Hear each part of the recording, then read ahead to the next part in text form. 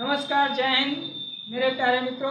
आपका हमारे YouTube channel पर स्वागत है। मैं राजकुमार यादव आप सभी लोगों का पुनः हार्दिक स्वागत अपने YouTube चैनल पर करता हूं। मेरे प्यारे मित्रों, मैंने इसके पहले वीडियो में आपको हिंदी भाषा की उत्पत्ति कैसे हुई और हिंदी कैसे निकल करके आई, कहाँ कहाँ से आई, इसके बारे में हमने पिछले वीडियो में आपको चर्चा किया था। और साथ ही मित्र यही बताना चाहूँगा, जो सामने आपके दरोगा और लेखपाल की वैकेंसी लगी हुई है, यह बहुत जल्द आने की पूरी संभावना है। और साथ ही में जो लोग यूपी टेट की तैयारी कर रहे हैं वो लोग बहुत जोर शोर पे तैयारी करें और अपने मन में इस भ्रम को ना रखें कि अभी यूपी टेट इस बार नहीं होगा। इस बार होने की पूरी अभी 98% संभावना है कि आपका यूपी टेट अवश्य ही होगा। नवंबर दिसंबर तक जाते जाते हो सकता है कि यूपी टेट आपका करवा दिया जाए। और एक नई चीज़ आपको बताना चाहेंगे कि अगर नई शिक्षा नीति लागू होती है और इसके साथ नवीनीकरण कोई होता है तो आप यह भी मान करके चलें कि आने वाली जो वैकेंसी होगी उसमें 1/4 यूपी टेट के जुड़ने की पूरी संभावना आपके लिए रहेगी। इसलिए इसको बहुत मेहनत से तैयारी करें, बहुत लगन के साथ तैयारी करें, ताकि अगली जो भी परीक्षा हो उसके लिए आप उसमें सफलतापूर्वक खरे उतरने में सफलता प्राप्त करें। आइए आपको बताते हैं कि हमने पिछले वीडियो में आपने देखा कि हमने आपको बताया कि जो संस्कृत शब्द की उत्पत्ति हुई, यह संस्कृत सबसे पहले हिंदी से पहले संस्कृत आई। संस्कृत को 2 पार्ट में डिवाइड किया गया, 2 भाग में संस्कृत बढ़ती है, वैदिक कालीन संस्कृत, और दूसरी तरफ जो बढ़ती है वो आपकी लौकिक संस्कृत कहलाती है। जो बाद में आती है वो लौकिक संस्कृत कहलाती है। और लौकिक संस्कृत से ही एक भाषा बन करके निकली, जो एक नवीन भाषा का उदय हुआ, वह नवीन भाषा आपकी कहलाई पाली भाषा। और पाली भाषा के बाद पुनः उसी भाषा से दूसरी भाषा निकल करके आई, जो कहलाई आपकी प्राकृत भाषा। और प्राकृत भाषा से पुनः उसी का एक नया रूप निकल करके आया और वही रूप कहलाया आपका अपभ्रंश। पुनः अपभ्रंश जो था वह आपका 7 भागों में बटा। तो हमने पिछले वीडियो में आपको अपभ्रंश तक बताया था। आइए आज हम इसका दूसरा पार्ट आप लोगों को, यह अपभ्रंश कितने भागों में बटा, इससे उपभाषाओं का उदय हुआ, इससे 18 प्रकार की बोलियों का उदय हुआ। आइए हम देखते हैं, इस पर चर्चा करते हैं कि कहाँ किस प्रकार से इसका उदय होता है। तो सबसे पहले आप देखें कि अपभ्रंश जो होते हैं वो 7 भागों में बटे, जिसको हमने एक ट्रिक इसको बांध रखा है। ट्रिक से आप याद रखेंगे, शेर खाए पैसाच बेचे महाराष्ट्र में आधे मांग पर।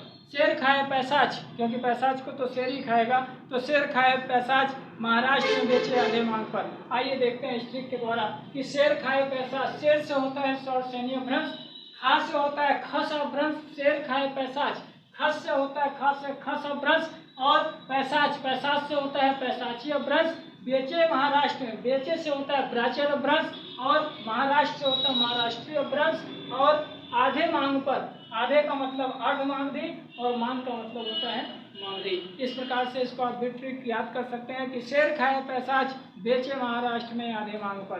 तो इस तरह से देखिए 7 प्रकार से आपका अपभ्रंश बढ़ता है। पहला बढ़ता है आपका शौरसेनी अपभ्रंश, दूसरा आपका आता है खस अपभ्रंश, तीसरा आता है पैसाची अपभ्रंश, चौथा आता है प्राचीन अपभ्रंश, पांचवा आता है महाराष्ट्री, छठवां आता है अर्धमागधी, और सातवां आपका आता है मागधी अपभ्रंश।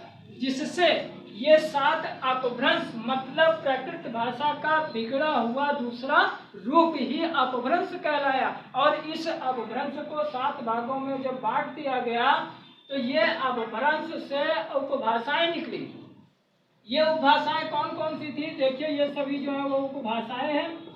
उपभाषाओं में देखिए पश्चिमी हिंदी, गुजराती भाषा और राजस्थानी हिंदी आई।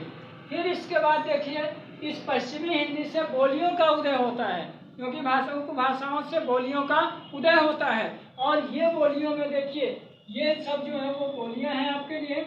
और इससे जो बोलियों का उदय होता है तो बोलियों में बांगरू, बुंदेली, ब्रजभाषा, कन्नौजी, खड़ी बोली, इसका उदय जो हुआ वो पश्चिमी हिंदी से होता है। एक चीज आपको हम और बताना चाहेंगे, यह कंपटीशन का क्वेश्चन कई बार पूछा जा चुका है कि मूल रूप से हिंदी का उदय किस अपभ्रंश से हुआ है।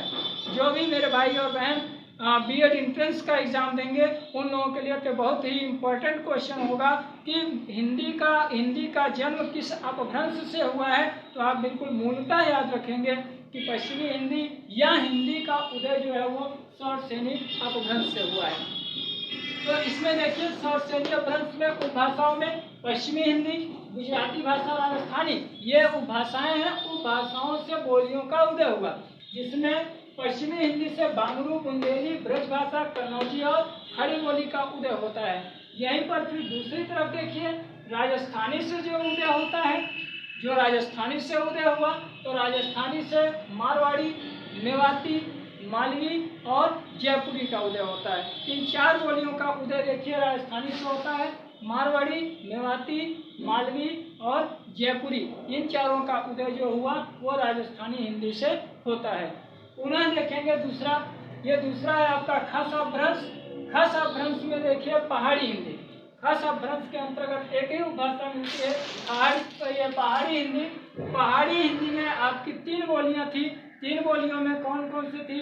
कुमाऊनी, गढ़वाली और तीसरी थी नेपाली। तो कुमाऊनी, गढ़वाली और नेपाली, इन तीनों बोलियों का उदय पहाड़ी हिंदी से हुआ है। अगला आपका है देखिए तीसरा पैसाची अपभ्रंश। पैसाची अपभ्रंश से जो भाषाएं निकली वो है पंजाबी और लहदा। फिर इसके बाद देखिए ब्राचट अपभ्रंश, ये चौथा आपका था ब्राचट। ब्राचट से आपकी एक भाषा का उदय होता है और वह भाषा कहलाती है सिंधी भाषा। इसके बाद देखिए महाराष्ट्रीय अपभ्रंश। महाराष्ट्रीय अपभ्रंश से जो उदय होता है वो मराठी भाषा का उदय होता है और यहीं से मराठी भाषा बोली भी बनती है, मराठी एक भाषा भी बन करके उदित होती है।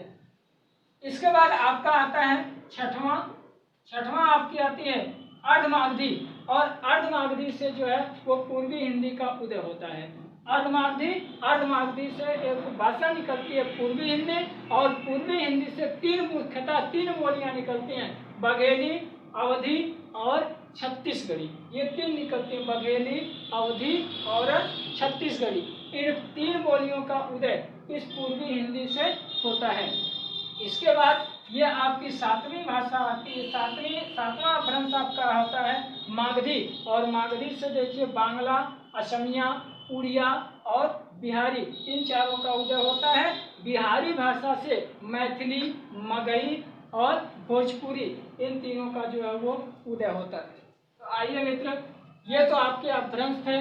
अपभ्रंश से जो है वो भाषाओं और उपभाषाओं से जो है वो बोलियों का उदय होता है, जिसमें देखें मित्र कि 5 आपकी उपभाषाएं निकलती हैं इन्हीं से।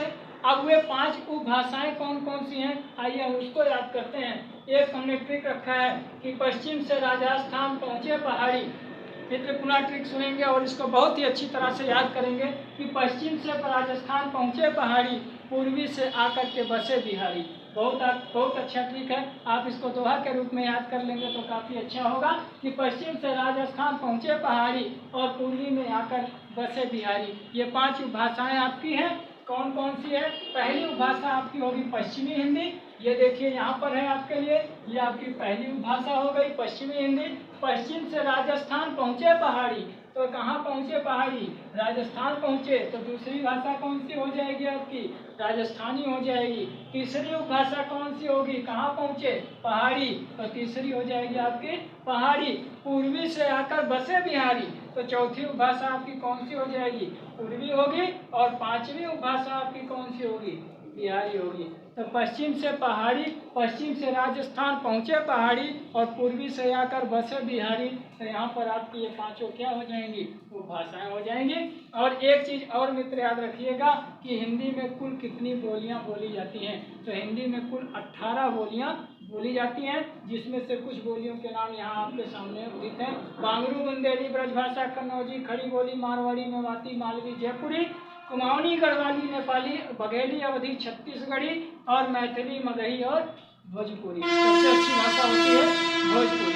तो भोजपुरी जो है यहाँ पे आकर के ये सभी आपकी बोलियाँ हैं। इस प्रकार से कुल बोलियों की संख्या जो होती है वो हिंदी में जो प्रयोग की जाती है वो 18 होती है।